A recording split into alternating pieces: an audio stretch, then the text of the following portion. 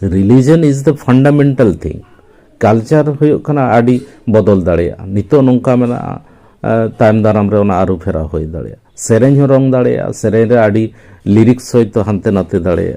But religion is the same so that we can realise what is creation who is creator and how to conduct our rituals customs etcetera ᱱᱚᱣᱟ artificial intelligence যুগ রে নিতো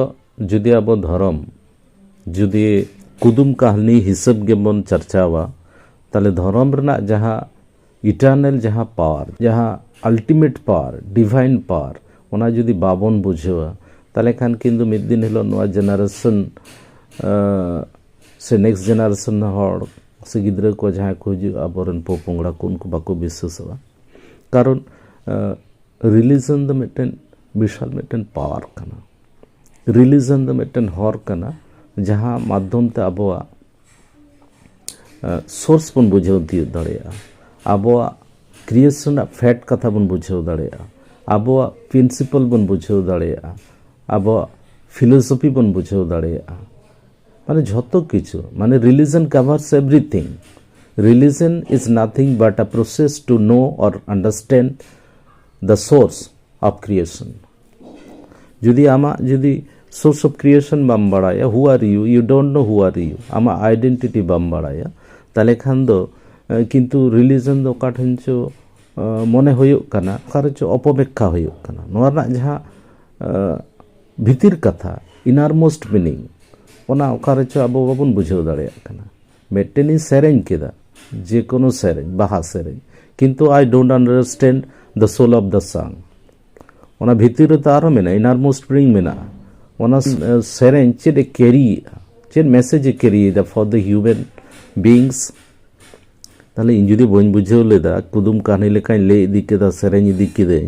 কিন্তু ওনা না যাহা তেতের যাহা মিনিং ওনা বইন বুঝেও লেদা তাহলে খান তো কিন্তু মিদ দিন হলো আবো ওনা ধর্ম কথা নোয়া সেরেñ নোয়া কো অপ্রাসঙ্গিক religion is the fundamental thing culture ᱦᱩᱭᱩᱜ ᱠᱟᱱᱟ ᱟᱹᱰᱤ ᱵᱚᱫᱚᱞ ᱫᱟᱲᱮᱭᱟᱜᱼᱟ ᱱᱤᱛᱚᱜ ᱱᱚᱝᱠᱟ ᱢᱮᱱᱟᱜᱼᱟ ᱛᱟᱭᱚᱢ ᱫᱟᱨᱟᱢ ᱨᱮ ᱚᱱᱟ ᱟᱹᱨᱩ ᱯᱷᱮᱨᱟᱣ ᱦᱩᱭ ᱫᱟᱲᱮᱭᱟᱜᱼᱟ ᱥᱮᱨᱮᱧ ᱦᱚᱸ ᱨᱚᱝ ᱫᱟᱲᱮᱭᱟᱜᱼᱟ ᱥᱮᱨᱮᱧ ᱨᱮ ᱟᱹᱰᱤ লিরিক্স হয়তো হানতে নাতে দাঁড়ায় but religion is the same যাহা আবো বন বিলিভা যে God is there creator is there নোয়া রেদো কোনো ডিবেট বানুয়া কারণ আবো দো বাবন বাড়ায়া হিউম্যান বিংস ক্যানট আন্ডারস্ট্যান্ড যে ক্রিয়েশন দো কারে হব না where creation starts or where creation will end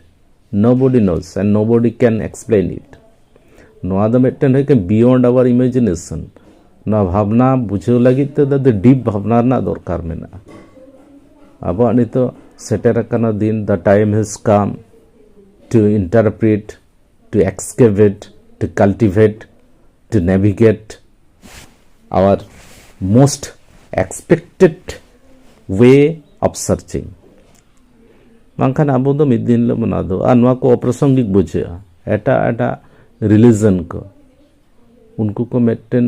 jayga re di sanayet ko unku relate sanayet ko chemistry sala physics sala philosophy sala geography sala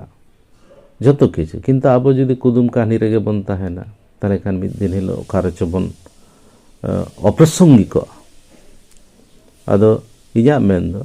যে যাহাই ধর্মগুরু কো মেনা বনা ভিতর রে বলো হইউক তাবনা বাড়াই হইউয়া যে what is religion what is believe what is caste what is human body what is life what is soul does creator exist or not যদি এক্সিস্ট হয় তাহলে কই কেনা হু ইজ ক্রিয়েটর এটসেট্রা তাও মেনি থিংস টু নো কিন্তু খালি সেরেñ আর কুদুম কাহিনী লেখান দো বাং গানো আবো ভিতরে বলো হইউক তাবনা আডি ভিতরে বলন হইউক তাবো so that we can realize what is creation, who is creator, and how to conduct our rituals, customs, etc. Thank you.